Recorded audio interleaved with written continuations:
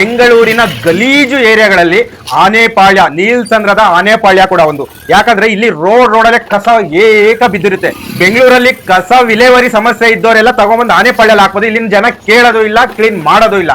ಯಾಕಂದ್ರೆ ಮನೆಗೆ ಕಸ ತಗೊಳ್ಳೋರು ಬರ್ತಾರೆ, ಮನೆಗೆ ಬರ್ತಾರೆ. ಆದ್ರೂ ಕೂಡ ಯಾರು ಗಾಡಿಗಳಿಗೆ ಹಾಕದ್ಬಿಟ್ಟು ಮೇನ್ ರೋಡಲ್ಲಿ ಎಸಿತಾರೆ. ಅದ್ರ ಜೊತೆಗೆ ಕೃಷ್ಣ ಬೈರೇಗೌಡ್ರೆ ಕೇಳಿ, ಅದ್ರ ಜೊತೆಗೆ ಫುಟ್ಪಾತ್ ಕ್ಲೀನ್ ಮಾಡಿಸ್ತಿದ್ರಲ್ಲ, ಆನೆಪಾಳ್ಯ ಮುಖ್ಯ ರಸ್ತೆಯಿಂದ ನೀಲ್ಸಂದ್ರವರೆಗೂ 2 ಕಿಲೋಮೀಟರ್ ರಸ್ತೆ ಇದೆ. 40 ಅಡಿ ರಸ್ತೆನ ಅರ್ಧಕ್ಕಿಂತ ಜಾಸ್ತಿ ವೆಹಿಕಲ್ಸ್ ತುಂಬ್ಕೊಂಡ್ಬಿಟ್ಟಿದೆ. ಅದು ಎಂತವು ವೇಸ್ಟ್ ಗುಜ್ರಿ ವೆಹಿಕಲ್ಗಳು.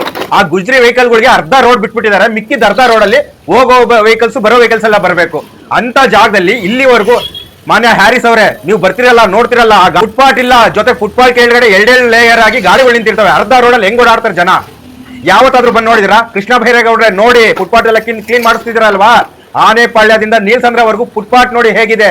ಒಂದೇ ಒಂದು ಹೋಗೋ ಬರೋ ವೆಹಿಕಲ್ ಬರ್ಬೇಕು ಅಂದ್ರೆ ಜಾಗ ಇರಲ್ಲ. ಇಷ್ಟು ದೊಡ್ಡ ರೋಡ್ ಇದೆ, ಆದ್ರೂ ಅರ್ಧಕ್ಕಿಂತ ಜಾಸ್ತಿ ರೋಡು ವೇಸ್ಟ್ ಗಾಡಿಗಳು, ಗುಜ್ರಿ ಗಾಡಿಗಳಿಗೆ ಮೀಸಲಿಟ್ಟಿದ್ದಾರೆ.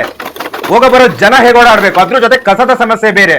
ಯಾವತ್ತಾದ್ರೂ ಬಂದು ನೋಡಿದಿರಾ ಕೃಷ್ಣ ಬೈರೇಗೌಡ್ರೆ? ದಯವಿಟ್ಟು ಇಲ್ಲೂ ಕ್ಲೀನ್ ಮಾಡಿಸಿ. ಆದ್ರೆ ಇಲ್ಲಿನ ಜನ ಕೇಳಲ್ಲ. ನೀವು ಅವ್ರ ಮನೆ ಹ್ಯಾರಿಸ್ ಅವರೇ, ನೀವು ಓಡಾಡೋ ಜಾಗನೇ ಅಲ್ವಾ ಇದು?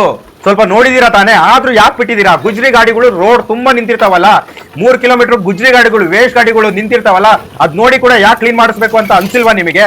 ದಯವಿಟ್ಟು ರಸ್ತೆಯನ್ನು ಕ್ಲೀನ್ ಮಾಡಿಸಿ, ಜನರು ಆರಾಮಾಗಿ ಓಡಾಡ್ಲಿ.